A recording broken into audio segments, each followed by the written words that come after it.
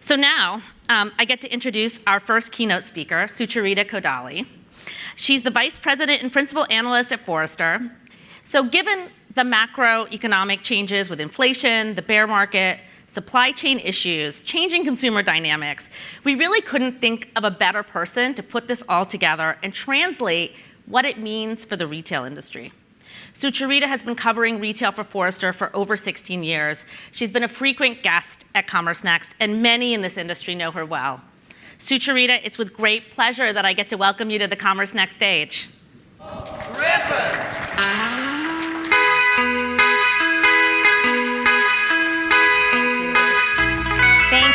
Thank you, Veronica. It is so great to be here. Thank you for having me. I'm excited to be here and share a little bit of my perspective on what's happening. This is going to be a discussion about the economy. It's going to be a discussion about inflation and all of those things that Veronica had mentioned.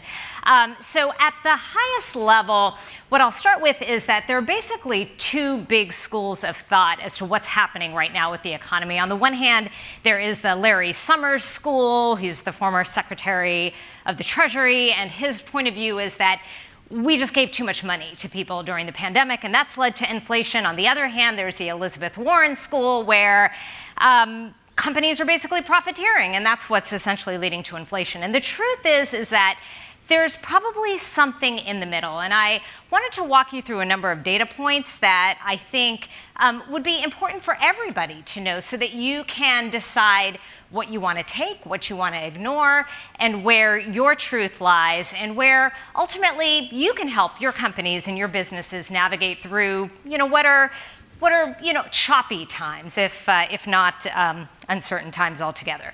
So, highest level point, starting with the top. The pandemic stimulus, I would argue, was really the biggest redistribution of wealth that we've seen probably in decades, possibly since World War II. And just to lay that out, this is New York Times data. The entire pandemic stimulus was about $5 trillion. A couple of trillions of those went to individuals and families. That's everything in the pink box. And that, by the way, doesn't even cover PPP loans, a lot of which ultimately ended up also in the hands of lower income consumers. But the higher level point is that several trillion dollars went to consumers. And just to frame how much that really was, imagine all of Social Security, double it for a year, and then essentially give it to the lowest income 40 million households and distribute that over 18 months, and that essentially was the pandemic stimulus. And in some cases, about 10%, it ended up going into crypto. But the other 90%, fortunately, actually went to some of those things that helped improve the outcomes in the lives of many, many consumers. Like, one is that they essentially use that stimulus to pay down debt. And that's really what this data is that literally as soon as that money flowed in, people started to pay down the worst of their debt. Now, that's not to say that there's still not debt out there, that some people aren't taking additional debt, particularly in things like auto loans, but for the most part, it's been down. And what that's led to is essentially the growth in the net worth of certain demographics that for decades had not been gaining share. So when you look at this chart, this is data from Brookings on who actually did gain share through the pandemic.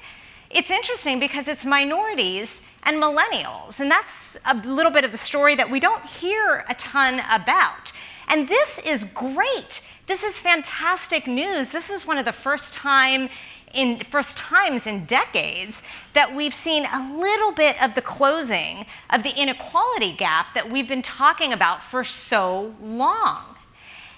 And in addition to that net worth increasing, we also saw a lot of people using the pandemic to upskill themselves and cross-skill themselves and gain new skills and certifications. So there's not a ton of great data on this, but Coursera is a public company, and it's one of the few public education companies in the US. And by my estimates, there are about 6 million people in the US alone who used Coursera to upskill themselves. And that's just one of the many resources of the numerous community colleges and certification programs and universities that people were also employing. And just to frame that, for 6 million people, even if a fraction of them were able to improve their wage structure, that's going to take a huge chunk out of the pool of hourly labor, of which 15 million are in retail, another 15 million are in hospitality. So what you ended up with, not surprisingly, is this expression that we've heard over and over again, the Great Resignation. But what that Great Resignation really meant was that it was a shrinking of the pool of hourly labor, a permanent shrinking of the pool of hourly labor, and the migration of some portion of the lowest income demographics to the middle class, which is something that we hadn't seen in so long. So, of course, kind of the story that we often do hear is how the pandemic had a positive impact on higher income demographics, and that happened too.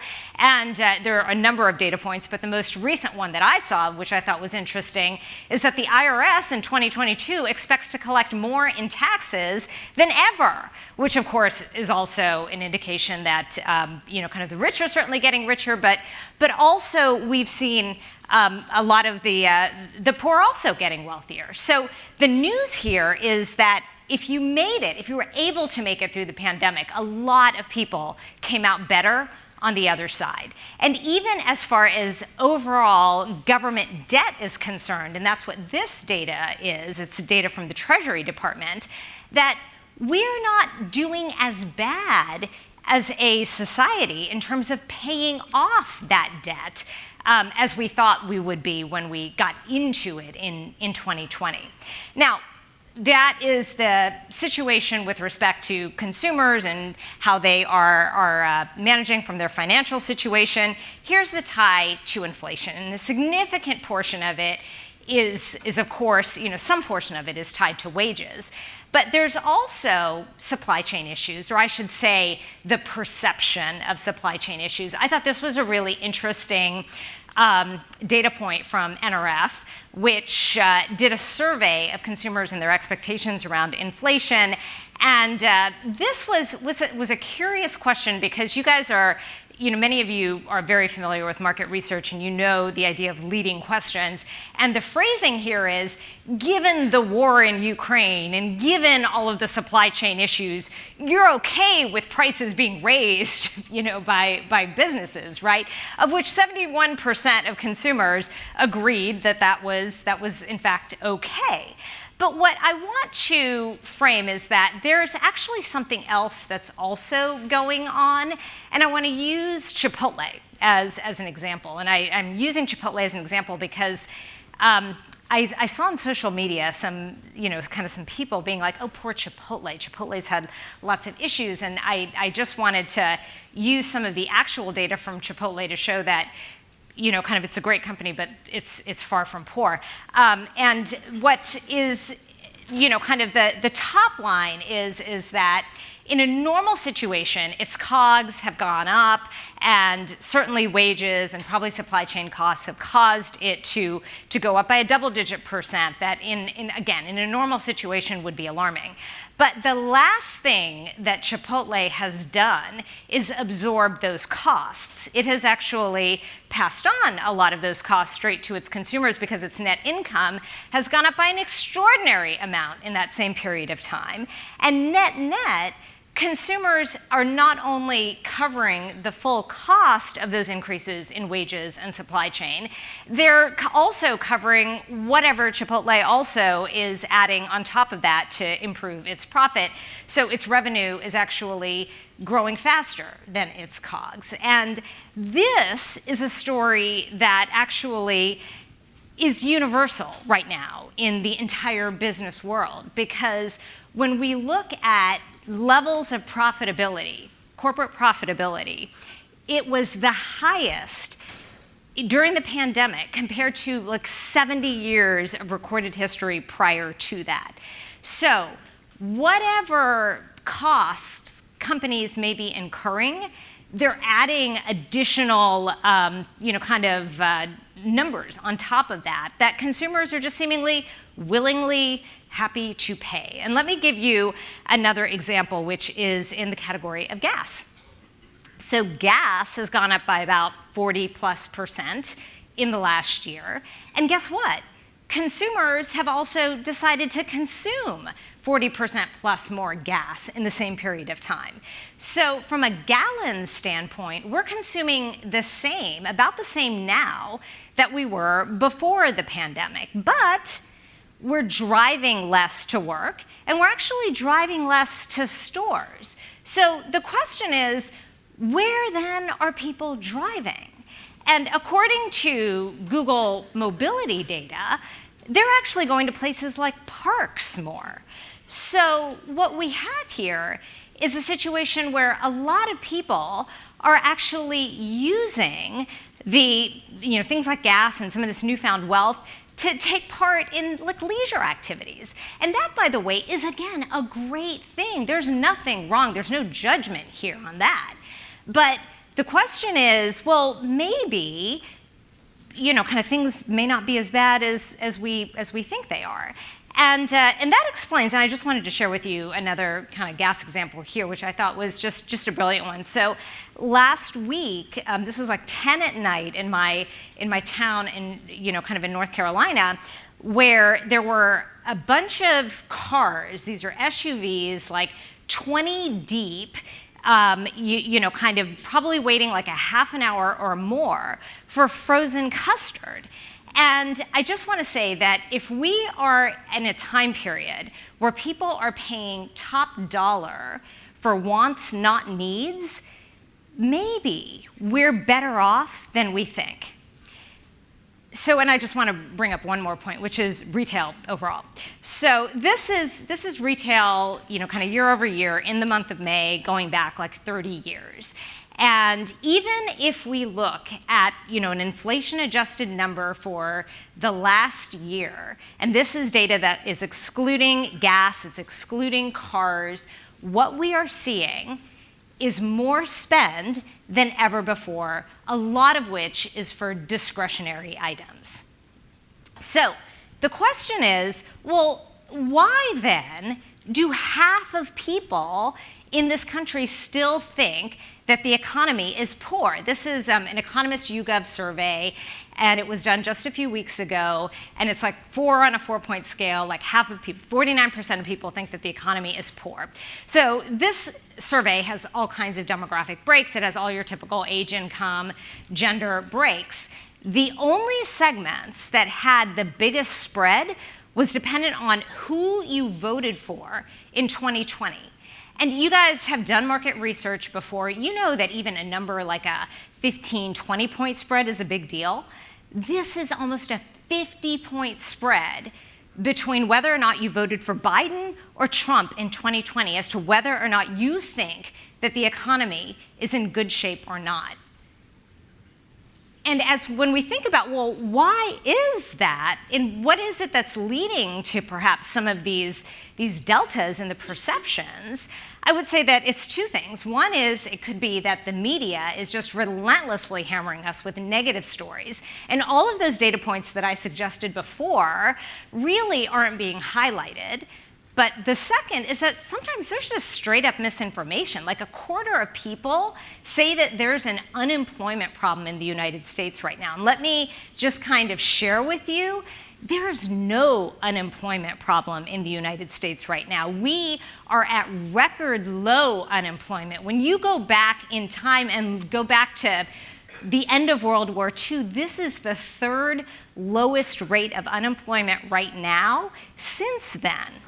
So if anybody does happen to be in that 25%, or you meet anybody who's in that 25%, please educate them on what's actually happening.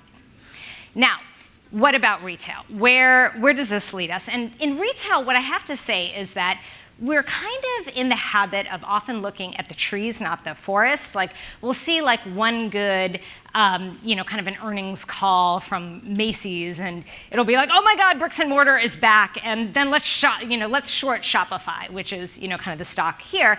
And, kind of you look at this, and it's a little bit of an overreaction because this would suggest that basically the pandemic had no impact on Shopify. But what I think we end up missing is that when you go back, kind of even, before the pandemic, there were themes and trends that were true then that continue to be true now, that we still need to grapple with and understand the reality of. Like, we are still crazily overstored in the United States.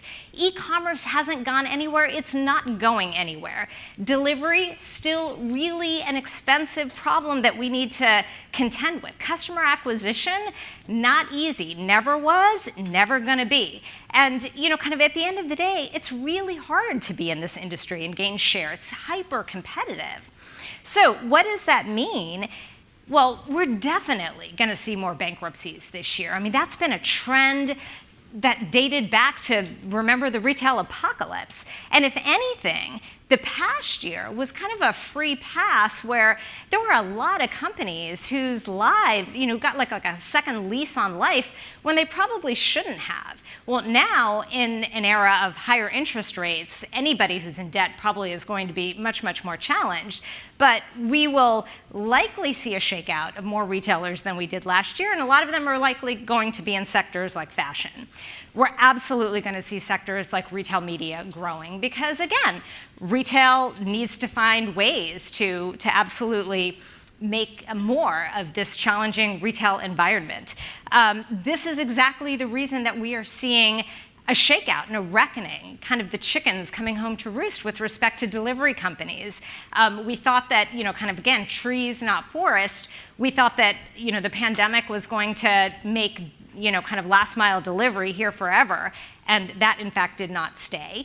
And with respect to inflation, there's no question that inflation absolutely is going to go down. The question is when. It will either be through brute force, but you can see here that even in looking, kind of historically, even with last week's interest rate hike, we're still a far ways away from really, kind of getting to major behavioral changes.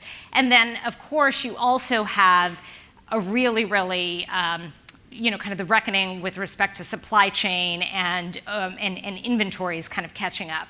And that's another thing that I think is often overlooked, is that America is typically a pretty competitive retail environment, and we just haven't seen as much of that in the last couple of years, in large part because not just there were actual supply chain issues, but now there's that perception of supply chain issues, and consumers, frankly, just not shopping around as much because of this perception. It goes back to that NRF survey that, kind of it's got to be hard to find things because there's just not much of it.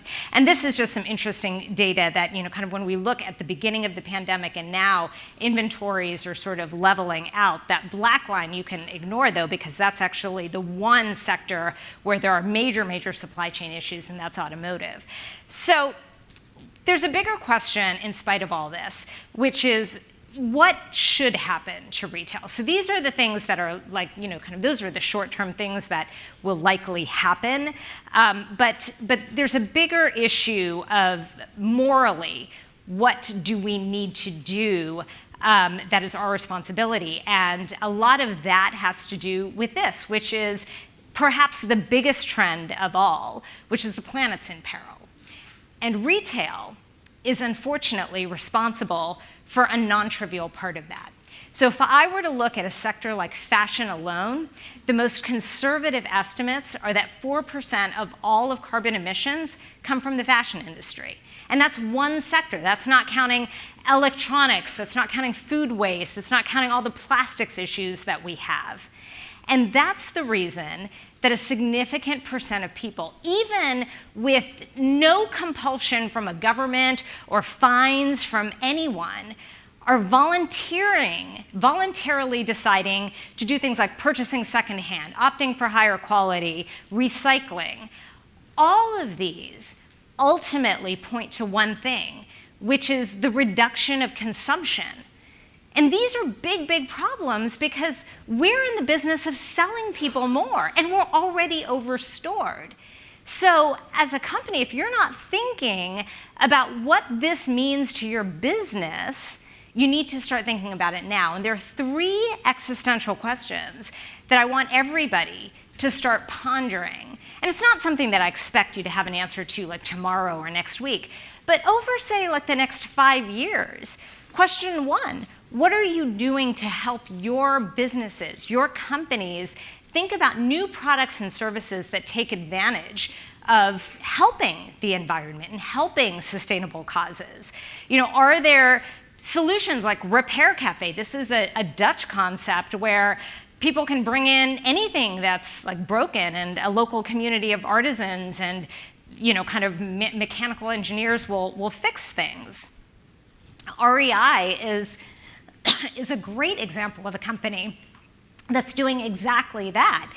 So REI is doing everything from investing in travel to doing resale to also help, you know, kind of creating funds to support entrepreneurs and also to invest in things like nonprofits as well as even activist causes. So the second question is, what can you do on an individual level? And the thing that is so valuable about your skill sets is that you're all experts in digital transformation. You are some of the best in the world at this notion of digitizing businesses.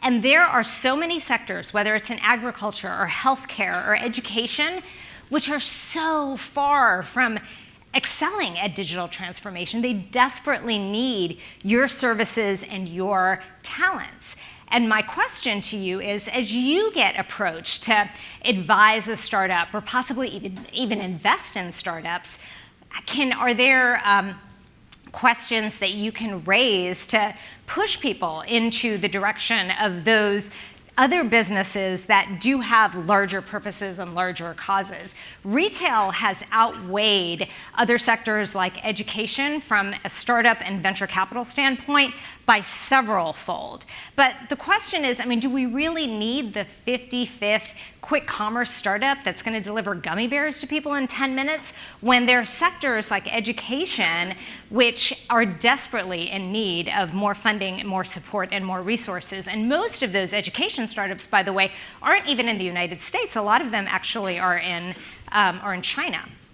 And the last question I would ask you is, what can you do from a government standpoint, from a higher force standpoint? It could be an investment standpoint that you can do to support these larger causes. And the first thing I would say is to advocate for some of the laws that are out there that are already being proposed. New York State, for instance, has a major fashion sustainability law that's out there. It's probably not going to pass in this assembly, but it's been written and it will probably be reintroduced next time. So inform yourself about it. Educate your CEOs and your C-level team.